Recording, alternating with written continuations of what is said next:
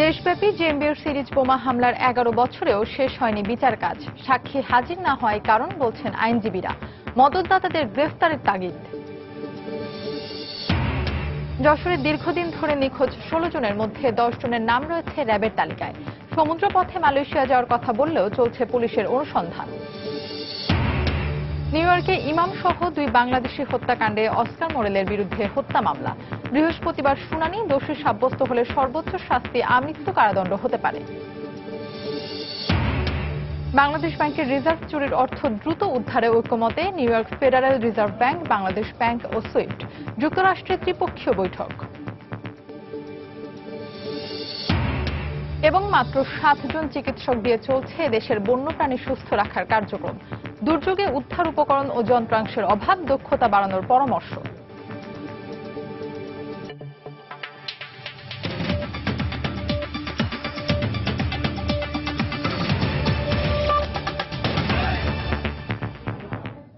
সময় সংবাদের সঙ্গে আছি আমি ফাহমিদা মৌটুসী।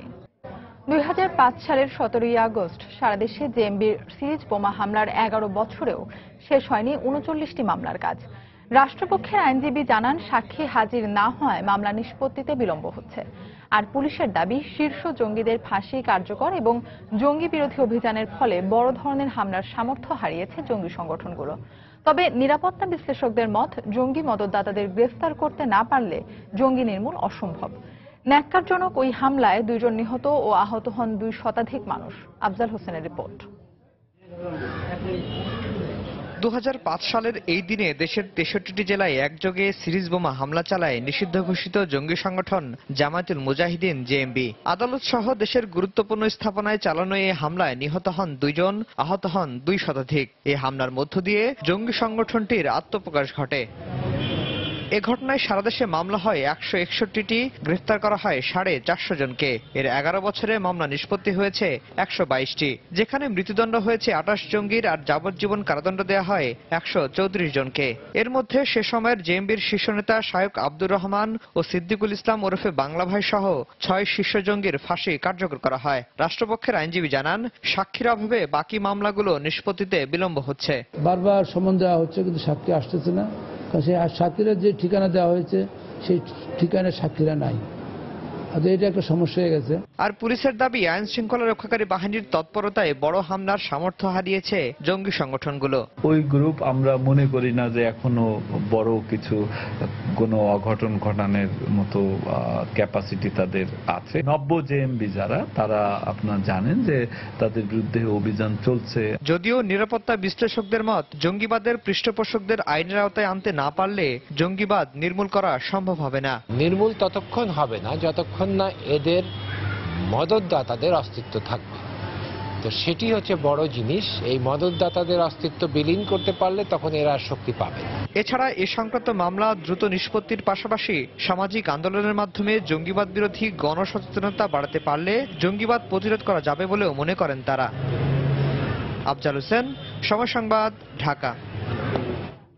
এদিকে দীর্ঘ ১১ বছর পার হলেও রাজশাহীতে জেএমবির বিরুদ্ধে করা মামলাগুলোর বিচার কাজ শেষ না হয় তাদের হাতে নির্যাতিতরা ক্ষোভ প্রকাশ করেছেন।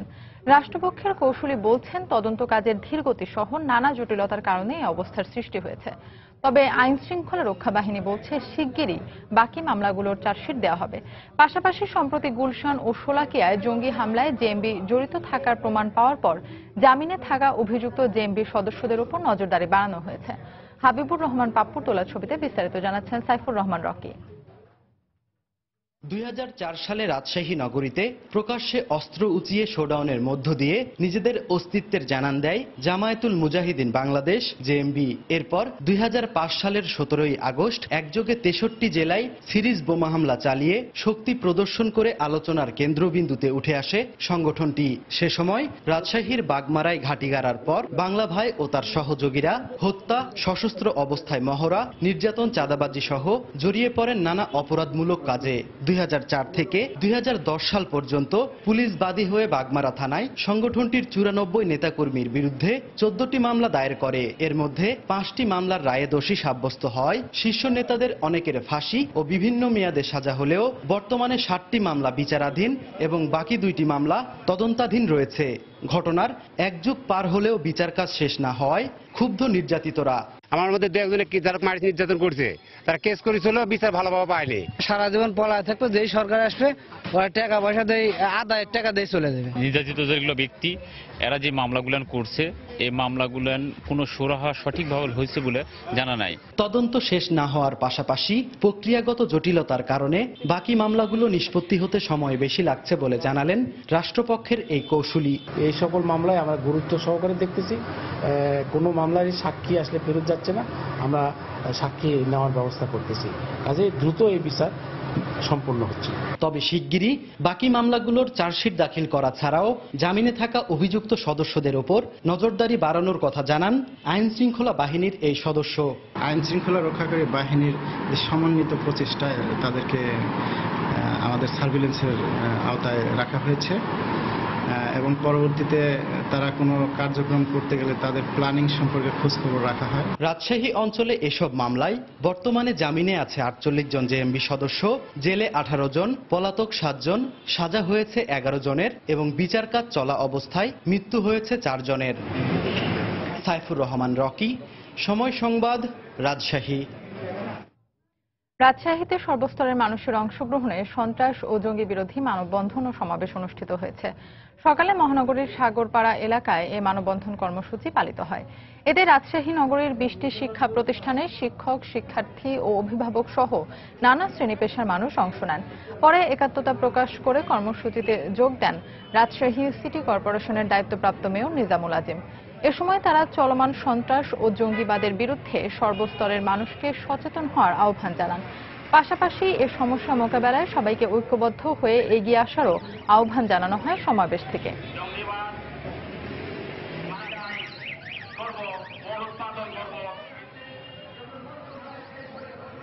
যশোরে দীর্ঘদিন ধরে নিখোঁজ রয়েছেন 16 ব্যক্তি। র্যাবের সবশেষ প্রকাশিত নিখোঁজ 70 জনের তালিকার মধ্যে তাদের 10 জনের নাম আছে।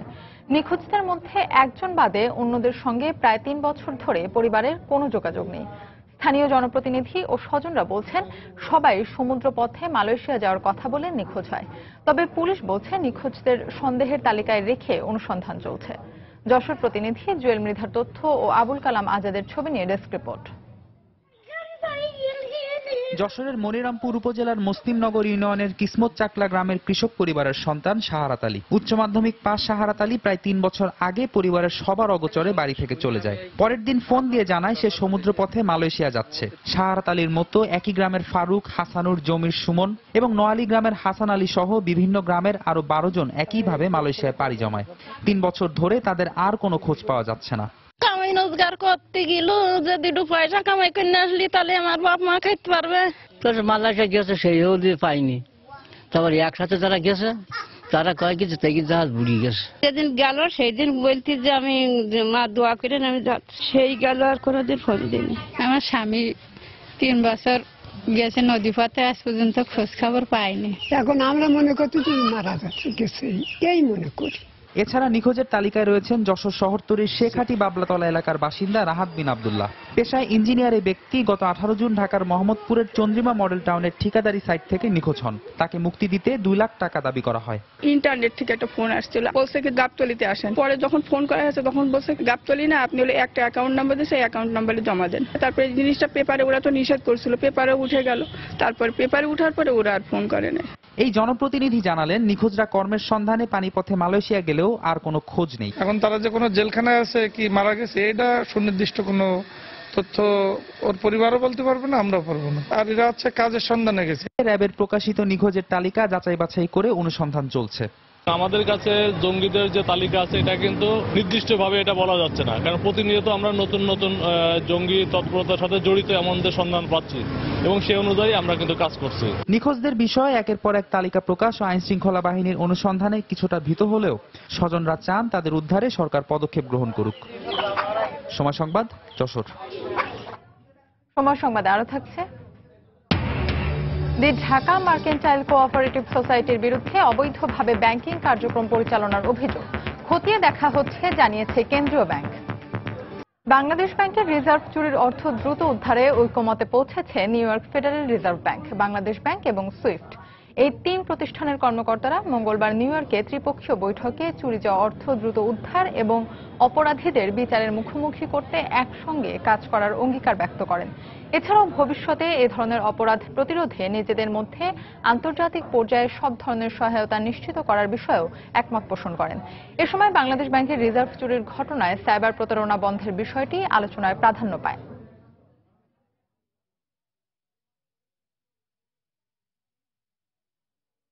নিউ ইয়র্কে বাংলাদেশি ইমাম আলাউদ্দিন আকন্জি ও তার সহযোগী তারামিয়া হত্যার ঘটনায় গ্রেফতার অস্কার মোরেলের বিরুদ্ধে হত্যা মামলা দায়ের করা হয়েছে। ইচ্ছাকৃত ও পরিকল্পিতভাবে হত্যার অভিযোগে মঙ্গলবার এ মামলা দায়ের করেন Queens district attorney Richard A brown.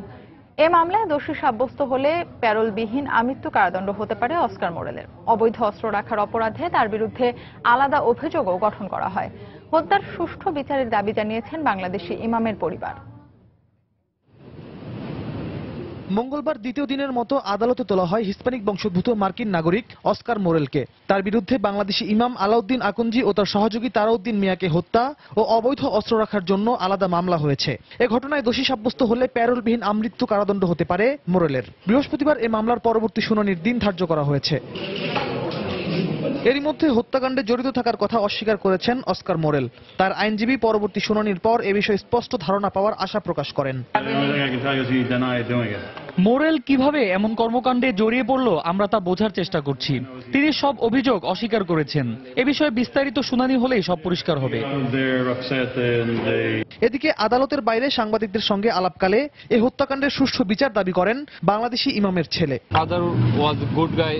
আমার বাবা কেমন মানুষ ছিলেন তা সবারই জানা, শুধু আমরা নয়, পুরো বাংলাদেশি কমিউনিটি তার এমন মৃত্যুতে হতবাক। তাকে কেন হত্যা করা হলো আমরা তা জানতে চাই। এর ন্যায় বিচার আমরা চাই। একই দাবি জানিয়ে এ ধরনের কর্মকাণ্ডের বিরুদ্ধে ঐক্য গড়ে তুলতে মুসলিম সম্প্রদায়ের প্রতি আহ্বান জানিয়েছেন বাংলাদেশি কমিউনিটির এই নেতা। আমরা মনে করি শান্তিপূর্ণ দুটি মানুষ বিদ্বেষপূর্ণ হামলার শিকার হয়ে মারা গেছেন। তাদের পরনে লম্বা জামা ও মাথায় টুপি থাকার কারণেই এই হামলা হয়েছে। তাদের কাছ থেকে কোনো জিনিসপত্র নেওয়া হয়নি। বাংলাদেশি ইমাম হত্যাকাণ্ডের উদ্দেশ্য সম্পর্কে এখনো নির্দিষ্ট কোনো তথ্য দিতে পারেনি কর্তৃপক্ষ। তবে মুসলিম বিদ্বেষী মনোভাব থেকে এমনটা হলো কিনা তা খতিয়ে দেখছে নিউ ইয়র্ক পুলিশ। রিয়াদুল ইসলাম, সময় সংবাদ। মাত্র 7 জন চিকিৎসক দিয়ে চলছে বাংলাদেশের পুরো বনাঞ্চলের বন্যপ্রাণী সুস্থ রাখার কার্যক্রম। অভাব রয়েছে যে কোনো দুর্যোগ ব্যবস্থাপনা, লোকবল এবং উদ্ধার উপকরণ ও যন্ত্রাংশের। অনেকটা জোড়াতালি দিয়ে চলছে বন বিভাগের বন্যপ্রাণী সংরক্ষণ বিভাগটি। বিশেষজ্ঞরা বলছেন বন্যপ্রাণী ব্যবস্থাপনা ও উদ্ধারের ক্ষেত্রে বিজ্ঞানসম্মত জ্ঞান ও দক্ষতার অভাব রয়েছে বন বিভাগের। সেলিয়া সুলতানার রিপোর্ট। জলবায়ু পরিবর্তন ছাড়াও নির্বিচারে বন্যপ্রাণীর আবাসস্থল ধ্বংস, তাদের খাদ্যাভাব ও বন্যপ্রাণী হত্যার কারণে আশঙ্কাজনক হারে হ্রাস পাচ্ছে বন্যপ্রাণীর সংখ্যা। সম্প্রতি বন মন্ত্রণালয়ের প্রকাশিত হালনাগাদ প্রজাতির লাল তালিকা 2015-তে বলা হয় বাংলাদেশে বর্তমানে 138 প্রজাতির স্তন্যপায়ী, 566 প্রজাতির পাখি, 167 প্রজাতির সরীসৃপ, 49 প্রজাতির উভচর প্রাণী রয়েছে। এরই মধ্যে বিলুপ্ত হয়েছে 13 প্রজাতির বন্যপ্রাণী, হুমকিতে রয়েছে 24% প্রজাতির প্রাণীর অস্তিত্ব। সেই বন্যপ্রাণী আইন 2012 সালে আরো অনেক ভালোভাবে সাজিয়েছে, কিন্তু এটির প্রয়োগ আমাদের হতে হবে। সেই আলোকে আমাদেরকে সক্ষমতাটা বাড়াতে হবে। বন্যপ্রাণী রক্ষা করতে তাদের সংরক্ষণ ও প্রজনন কার্যক্রম ছাড়াও লোকালয় থেকে নিরাপদ দূরত্বে রুখে দেয়া ও দুর্যোগকালে উদ্ধারের ব্যবস্থা নেওয়া প্রয়োজন বলে মনে করেন বিশেষজ্ঞরা। এছাড়া বন্যপ্রাণী উদ্ধারের প্রশিক্ষণ ও জ্ঞানের যে অভাব রয়েছে তা ধরা পড়ে ভারত থেকে বানের জলে ভেসে আসা হাতিটির মৃত্যুতে। এই যে কাজগুলো একটা বৈজ্ঞানিক ব্যবস্থাপনার ভিতরে আসতে হবে, তো সেই বিজ্ঞানটা অনেকাংশেই অনুপস্থিত। বন বিভাগের বন্যপ্রাণী ও নেচার কনজারভেশন কর্মকর্তা বলছেন যে কোনো দুর্যোগপূর্ণ পরিস্থিতিতে বন্যপ্রাণীদের উদ্ধার ও তাদের রক্ষায় দক্ষতা অর্জনে এখনো পিছিয়ে আছে বাংলাদেশ। অভাব রয়েছে অবকাঠামোগত ব্যবস্থাপনারও। জনবল যা থাকার কথা আমাদের সেই জনবল নাই। আমাদের যেমন সুন্দরবন, সেই ন্যাচারাল ম্যানগ্রোভ ফরেস্টে যদি আজকে একটা বাঘ আক্রান্ত হয়, একটা যদি হরিণ আক্রান্ত হয়, তাকে ট্রিটমেন্ট করার সেই সুযোগ আমাদের নেই। সেলিয়া সুলতানা, সময় সংবাদ, ঢাকা। সময় সংবাদে আরো থাকছে। মিয়ানমারের উত্তর পশ্চিমাঞ্চলে মহামারী আকারে ছড়িয়ে পড়েছে হাম। এ পর্যন্ত 42 জনের মৃত্যু। দি ঢাকা মার্কেন্টাইল কোঅপারেটিভ সোসাইটি নামে একটি সমবায় প্রতিষ্ঠান অবৈধভাবে ব্যাংকিং কার্যক্রম পরিচালনা করছে বলে অভিযোগ উঠেছে। বিষয়টি খতিয়ে দেখা হচ্ছে বলে জানিয়েছে বাংলাদেশ ব্যাংক। আর সমবায় অধিদপ্তর জানিয়েছে, প্রতিষ্ঠানটির ব্যাংকিং কার্যক্রম বন্ধে একাধিকবার নির্দেশনা দেওয়া হলেও প্রভাবশালীদের ছত্রছায়ায় তা মানছে না তারা। বিস্তারিত জানাচ্ছেন কাজল আব্দুল্লাহ। 1940-এর তৎকালীন বেঙ্গল কোঅপারেটিভ সোসাইটি বর্তমান সমবায় অধিদপ্তর আইনের অধীনে 1973 সালে নিবন্ধন নেয় the Dhaka mercantile cooperative bank limited. নিবন্ধনকালে ব্যাংক নামটি অন্তর্ভুক্ত থাকার সুযোগে সমিতি হলেও কয়েক বছর ধরে ব্যাংকিং কার্যক্রম চালাচ্ছে প্রতিষ্ঠানটি।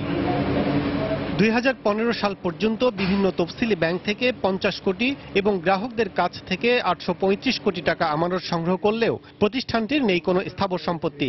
বাংলাদেশ ব্যাংক বলছে, কেন্দ্রীয় ব্যাংকের নির্দেশনা ছাড়া এ ধরনের কার্যক্রম সম্পূর্ণ ব্যাংকিং আইন বিরোধী। ইতিমধ্যে আমরা আসলে সর্বোচ্চ পর্যায় থেকেও কিছুটা এই জিনিসটা খতিয়ে দেখার নির্দেশনা পেয়েছি। ওই কোঅপারেটিভ সোসাইটিটা আমাদের পরিদর্শন করা হয়েছে। আগামীতে তাদের ব্যাপারে যে কাজ কি করা যায় এই বিষয়টা আমাদের বিবেচনাধীন আছে। এ বিষয়ে জানতে প্রতিষ্ঠানটির প্রধান কার্যালয়ে গেলে সিঁড়িতেই বাধাপ্রাপ্ত হতে হয়। পরে মুঠোফোনে যোগাযোগ করা হলে প্রতিষ্ঠানটির জনসংযোগ কর্মকর্তা বিষয়টি প্রথমে স্বীকার করলেও পরে অস্বীকার করেন। আমরা কোনো প্রকার ব্যাংকিং কার্যক্রম করছি, সমবায় অধিদপ্তর যে কথাটি বলেছেন সে কথাটি তার নিজ দায়িত্বে বলেছেন এবং এরকম কোনো প্রমাণ নাই যে আমরা ব্যাংকিং কার্যক্রমগুলো করছি। আমরা যে কাজগুলো করছি সেটা সমবায় অধিদপ্তরের বিধি অনুসারেই করছি। 2011 থেকে 2015 সাল পর্যন্ত 5 বছরে প্রতিষ্ঠানটির আমানত বেড়েছে 120% এবং বিনিয়োগ বেড়েছে 140%। আর বিগত 15 বছরে আমানত 916 গুণ এবং বিনিয়োগ বেড়েছে 2036 গুণ। একইভাবে আমানতকারীর সংখ্যা 5 বছরে বেড়েছে 61%। সমবায় অধিদপ্তর জানায়, ব্যাংকিং কার্যক্রম বন্ধে নির্দেশনা উপেক্ষা করে অনুমোদিত 6টি শাখার বিপরীতে বিভিন্ন জেলায় 110টি শাখা পরিচালনা করছে তারা। সম্প্রতি তাদের ওখানে একজন নির্বাহী কর্মকর্তা পোস্টিং দিয়েছে। আমাদের এখানে একটা মনিটরিং সেল হয়েছে শুধুমাত্র এই মার্কেন্টাইল কোঅপারেটিভ সোসাইটি, এবং ওনাদের যে যে জায়গায় শাখা আছে সেই সমস্ত জায়গাতে আমাদের এখন এই ক্লোজ মনিটরিংটা চলতেছে। আইন অনুযায়ী নিবন্ধন বাতিল করে দিলে ক্ষতিগ্রস্ত হওয়ার আশঙ্কা গ্রাহকদের। ফলে প্রতিষ্ঠানটির কার্যক্রম নিয়ে কঠোর কোনো ব্যবস্থা নিতে পারছে না সমবায় অধিদপ্তর। কাজল আব্দুল্লাহ, সময় সংবাদ, ঢাকা। তৃতীয় দফা বন্যার পানি সরে যাওয়ার সঙ্গে সঙ্গে কুড়িগ্রামের দ্বীপচর, নদ নদী তীরবর্তী চর ও নিম্নাঞ্চলের কৃষকরা আমন আবাদে ব্যস্ত সময় পার করছেন। কিন্তু রোপা আমন আবাদের জন্য তৈরি করা বীজতলার অর্ধেক বন্যায় নষ্ট হয়ে যাওয়ায় চারার সংকটে পড়েছেন তারা। মোমিনুল ইসলাম মঞ্জুর তথ্য ছবি নিয়ে ডেস্ক রিপোর্ট। কুড়িগ্রামের উপর দিয়ে প্রবাহিত ব্রহ্মপুত্র, ধরলা, তিস্তা ও দুধকুমার সহ 16 নদ নদীতে অস্বাভাবিক হারে পানি বাড়ায় চলতি বছর উপর্যুপরি 3 দফা বন্যা আঘাত এনেছে। এর মধ্যে তৃতীয় দফার বন্যা স্থায়ী ছিল 19 জুলাই থেকে 4 আগস্ট পর্যন্ত। এতে রোপা আমন ক্ষেত ও বীজতলা সহ 10,640 হেক্টরের বিভিন্ন ফসলের ক্ষেত পানিতে তলিয়ে যাওয়ায় ক্ষতির শিকার হয়েছেন 2,18,000 কৃষক।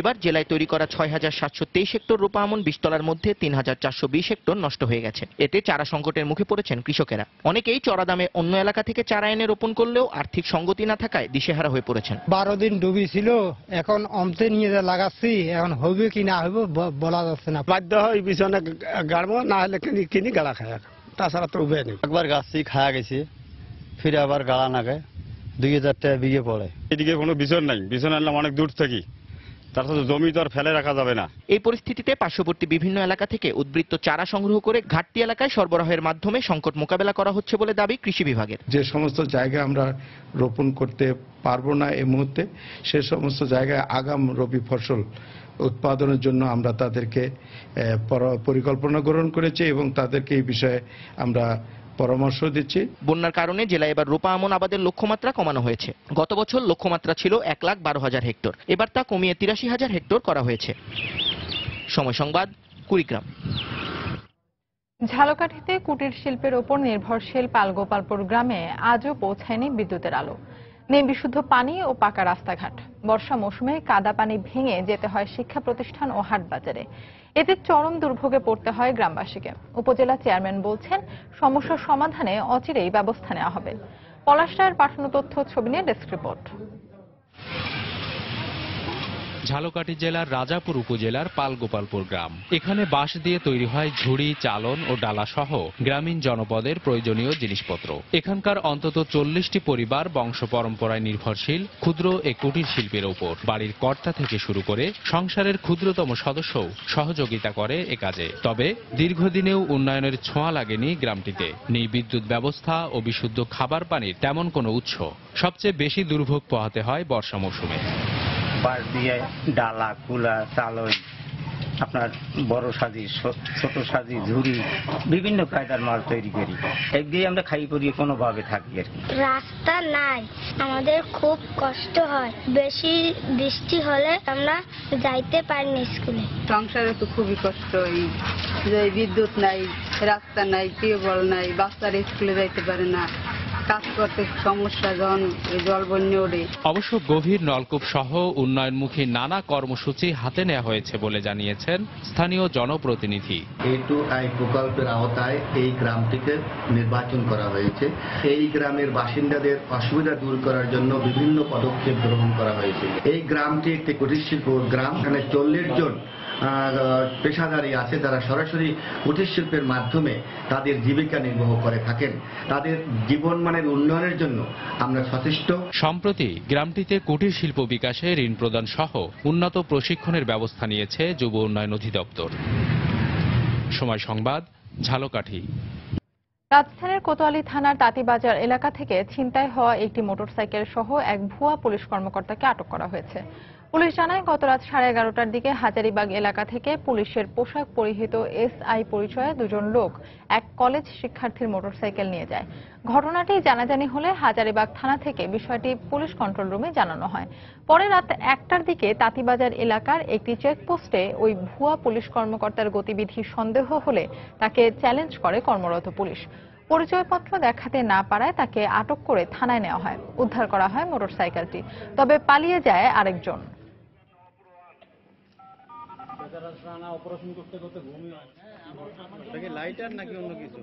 আমি ওয়ারলেসে পুলিশ কন্ট্রোল রুমে জানাই দিলাম এবং সমস্ত ঢাকা শহরে চেকপোস্টগুলো অ্যালার্ট করলাম, মোবাইল পার্টিগুলো অ্যালার্ট করলাম এবং গাড়ি নাম্বার সহ কালার সহ জানাইলাম যে এইরকম একটা পুলিশের পোশাক পরা অবস্থায় পিছনে একটা সিভিল আছে, পোশাক সাব ইন্সপেক্টর, সে ভুয়া পরিচয় দিয়ে সে গাড়ি নিয়ে গেছে, যেভাবে হোক তাকে ধরতে হবে।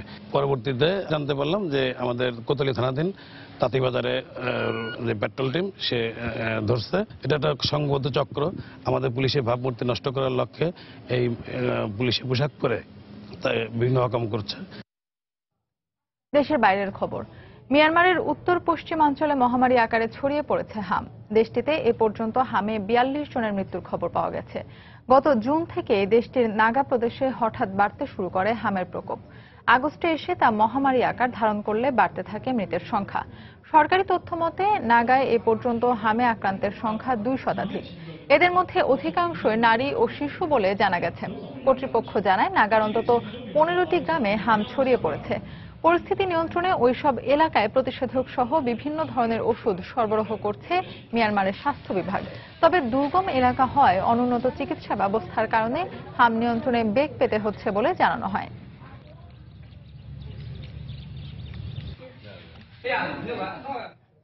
ইরাকের আকাশসীমা ব্যবহার করে সিরিয়ায় বিমান হামলা চালানোর বিষয়ে রাশিয়াকে অনুমতি দেওয়া হয়েছে বলে জানিয়েছে বাগদাদ। মঙ্গলবার বাগদাদে এক সংবাদ সম্মেলনে একথা জানান ইরাকি প্রধানমন্ত্রী হায়দার আল আবাদি। এ সময় রুশ যুদ্ধ বিমানগুলো ইরাক সীমান্তবর্তী করিডর ব্যবহার করে সিরিয়ায় বিমান হামলা চালাবে বলেও জানান তিনি। তবে এগুলো ইরাকের কোন শহরের ওপর দিয়ে যাবে না বলে নিশ্চিত করেন আবাদি। মঙ্গলবার ইরানের পশ্চিমাঞ্চলীয় হামেদান শহরের বিমান ঘাঁটি ব্যবহার করে রুশ যুদ্ধ বিমান সিরিয়ায় হামলা চালানোর পরই এ ঘোষণা দিলেন ইরাকের প্রধানমন্ত্রী। এদিকে ইরাকের মসুল শহর পুনর্দখলে আইএসের বিরুদ্ধে অগ্রাভিযান অব্যাহত রেখেছে ইরাকি বাহিনী। মঙ্গলবার শহরটির পূর্বাঞ্চলীয় বেশ কিছু এলাকা নিজেদের দখলে নেয় তারা।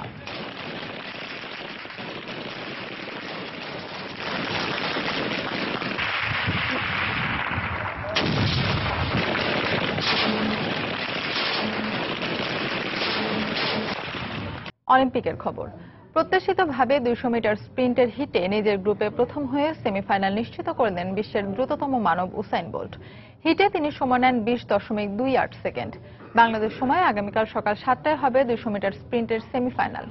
100 মিটারের মতো 200 মিটার স্প্রিন্টেও অপ্রতিরোধ্য উসাইন বোল্ট। বিশ্বের একমাত্র অ্যাথলেট হিসেবে তিনি 200 মিটারে 2টি অলিম্পিক স্বর্ণ ও 4টি বিশ্ব চ্যাম্পিয়নশিপের মালিক। প্রাথমিক রাউন্ডের 9ম হিটে অংশ নেন বোল্ট। রিও ডি জেনেরোর অলিম্পিক স্টেডিয়াম আরও একবার সাক্ষী হয় বোল্টের গতির। 5ম লেনে অংশ নেয়া এই জ্যামাইকান অনেকটা হেসে খেলেই নিজের হিটে প্রথম হন। সময় নেন 20.28 সেকেন্ড। যদিও শেষ দিকে এসে গতি অনেকটাই কমিয়ে দেন 200 মিটারের বর্তমান অলিম্পিক ও বিশ্ব রেকর্ডের মালিক। এছাড়া 200 মিটার স্প্রিন্টের সেমিফাইনাল নিশ্চিত করেছেন বোল্টের স্বদেশী ইয়োহান ব্লেক। যুক্তরাষ্ট্রের অলিম্পিকে নারীদের ডিসকাস থ্রোতে ইতিহাস গড়লেন ক্রোয়েশিয়ার সান্ড্রা পার্কোভিচ। প্রথম অ্যাথলেট হিসেবে এই ইভেন্টে টানা 2টি স্বর্ণ জিতেছেন এই ক্রোয়েশিয়ান। অন্যদিকে মৌসুমের সেরা পারফরম্যান্স করে পুরুষদের ট্রিপল জাম্পে টানা 2য় স্বর্ণ জিতেছেন যুক্তরাষ্ট্রের ক্রিশ্চিয়ান টেইলর। অলিম্পিকের গেল কয়েকটি ফ্রান্সের 37 বছর বয়সী অ্যাথলিট মেলিনা রবার্ট মিকন নিজের 5ম অলিম্পিকে এসে পদক জিতলেন এই ফরাসি। এর আগে অলিম্পিকের এই ইভেন্টে তার সর্বোচ্চ সাফল্য ছিল 5ম। আর 65.34 মিটার দূরত্বে চাকতি নিক্ষেপ করে ব্রোঞ্জ জিতেছেন বর্তমান বিশ্ব চ্যাম্পিয়ন কিউবার ডেনিয়া কাবালেরো। 17.76 মিটার লাফ দিয়ে রৌপ্য জিতেছেন টেইলরের স্বদেশী উইল ক্লেই। আর 17.58 মিটার লাফ দিয়ে ব্রোঞ্জ জিতেছেন চীনের ডং। বাংলাদেশের pace bowling sensation Mustafizur Rahman কবে দেশে ফিরবেন তা জানা যাবে আজ। অস্ত্রোপচারের পর আজ চিকিৎসকের পরামর্শ নেবেন কাটার মাস্টার। চিকিৎসক ইতিবাচক সাড়া দিলেই আগামী শুক্রবার দেশে ফিরবেন মুস্তাফিজ। তবে সবশেষ খবর অনুযায়ী মোস্তাফিজের অবস্থা আগের থেকে বেশ উন্নতি হয়েছে, তাই দ্রুত দেশে ফেরার ইচ্ছা আছে কাটার মাস্টারের। তবে আজ চিকিৎসক সবুজ সংকেত দিলেই শুক্রবার দেশে ফিরবেন তিনি। গেল 11 আগস্ট মুস্তাফিজের কাঁধের অস্ত্রোপচার করা হয়। সাকিব তামিমের পর তৃতীয় বাংলাদেশি ক্রিকেটার হিসেবে সাসেক্সের হয়ে ইংলিশ কাউন্টি ক্রিকেট খেলতে গিয়ে কাঁধের পুরনো ইনজুরিতে পড়েন মুস্তাফিজ।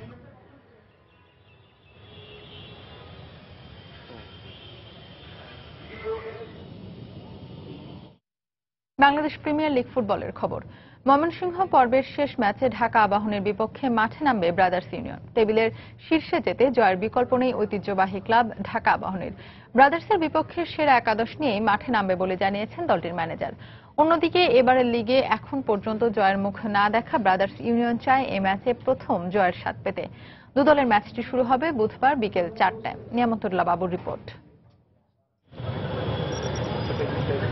ময়মনসিংহ পর্বের শেষ ম্যাচে মুখোমুখি হবে এই মৌসুমের federation cup champion Dhaka Abahani ও ব্রাদার্স ইউনিয়ন। আর এই ম্যাচের মধ্য দিয়েই শেষ হবে 5ম রাউন্ডের খেলা। 4 রাউন্ড শেষে একটি ম্যাচও না হেরে 2 জয় ও 2 ড্রয়ে এরই মধ্যে 8 পয়েন্ট নিয়ে টেবিলের 5ম স্থানে অবস্থান করছে জর্জ কোটানের শিষ্যরা। স্ট্রাইকারদের ব্যর্থতায় ময়মনসিংহ পর্বের প্রথম ম্যাচে জয়ের দেখা পায়নি আবাহনী। তাই এ পর্বের শেষ ম্যাচে জয় দিয়ে শেষ করার লক্ষ্য 4 বারের লিগ চ্যাম্পিয়নদের। তবে ম্যাচের আগে দলের অনুশীলনে ছিলেন না কোচ জর্জ কোটান। এদিকে ব্রাদার্সকে সহজ প্রতিপক্ষ না ভেবে সেরা একাদশ নিয়েই মাঠে নামবেন বলে জানিয়েছেন দলের ম্যানেজার। আশা করি ছেলেরা যে তারা তাদের যে সুযোগগুলি কাজে পাবে সেগুলি কাজে লাগাবে এবং অপোনেন্ট যাতে গোল করতে না পারে সেই দিকটুকু দৃষ্টি রাখবে। ব্রাদার্স ইউনিয়ন সবসময় শক্ত প্রতিপক্ষ, আবাহনীর সাথে তারা সবসময় ভালো খেলে, তারাও জয়লাভের জন্য খেলবে। আমি মনে করি যারা সুযোগ কাজে লাগাতে পারবে তারাই জয়লাভ করবে। প্রথম খেলাটাতে আমরা এখানে জয়লাভ করতে পারিনি, তো স্বাভাবিকভাবে এই ম্যাচে আমাদের জয়লাভ করার লক্ষ্য নিয়ে টিম মাঠে নামবে। এক্ষেত্রে অবশ্য জাফর ইকবাল 4 রাউন্ড শেষ হলেও এখন পর্যন্ত জয়হীন ব্রাদার্স ইউনিয়ন। ড্র করেছে সকার ক্লাব টিম বিজেএমসির মতো দলগুলোর বিপক্ষে। পাশাপাশি 2-0 গোলে মুক্তিযোদ্ধার বিপক্ষেও হারের স্বাদ নিতে হয়েছে দলটিকে। তবে আবাহনী শক্তিশালী দল হলেও জয় দিয়ে ময়মনসিংহ পর্ব শেষ করতে চায় ব্রাদার্স। নিয়ামতুল্লাহ বাবু, সময় সংবাদ, ময়মনসিংহ। এ পর্যায়ে শীর্ষ সংবাদ জানিয়ে দিচ্ছে আরেকবার। দেশব্যাপী জেএমবির সিরিজ বোমা হামলার 11 বছরেও শেষ হয়নি বিচার কাজ। সাক্ষী হাজির না হওয়ার কারণ বলছেন আইনজীবীরা। মদতদাতাদের গ্রেফতারের তাগিদ। যশোরে দীর্ঘদিন ধরে নিখোঁজ 16 জনের মধ্যে 10 জনের নাম রয়েছে র্যাবের তালিকায়। সমুদ্রপথে মালয়েশিয়া যাওয়ার কথা বললেও চলছে পুলিশের অনুসন্ধান। নিউ ইয়র্কে ইমাম সহ 2 বাংলাদেশি হত্যাকাণ্ডে অস্কার মোরেলের বিরুদ্ধে হত্যা মামলা। বৃহস্পতিবার শুনানি। দোষী সাব্যস্ত হলে সর্বোচ্চ শাস্তি আমৃত্যু কারাদণ্ড হতে পারে। বাংলাদেশ ব্যাংকের রিজার্ভ চুরির অর্থ দ্রুত উদ্ধারে ঐক্যমতে New York federal reserve bank, Bangladesh bank ও সুইফট। যুক্তরাষ্ট্রে ত্রিপক্ষীয় বৈঠক। এবং মাত্র 7 জন চিকিৎসক দিয়ে চলছে দেশের বন্যপ্রাণী সুস্থ রাখার কার্যক্রম। দুর্যোগে উদ্ধার উপকরণ ও যন্ত্রাংশের অভাব, দক্ষতা বাড়ানোর পরামর্শ। এই ছিল এখনকার মতো। যে কোনো খবর পেতে ভিজিট করুন সময়নিউজ.tv। যে কোনো বাংলা লিংক, রবি ও সিটিসেল নম্বর থেকে সময় সংবাদের খবর, অনুষ্ঠান সম্পর্কে জানতে এবং যে কোনো তথ্য সময় সংবাদকে জানাতে ডায়াল করুন 16242 নম্বরে। এছাড়া এই মাত্র পাওয়া খবর মোবাইলে পেতে SMS করুন *SN লিখে পাঠিয়ে দিন 16242 নম্বরে। সঙ্গে থাকুন সময়।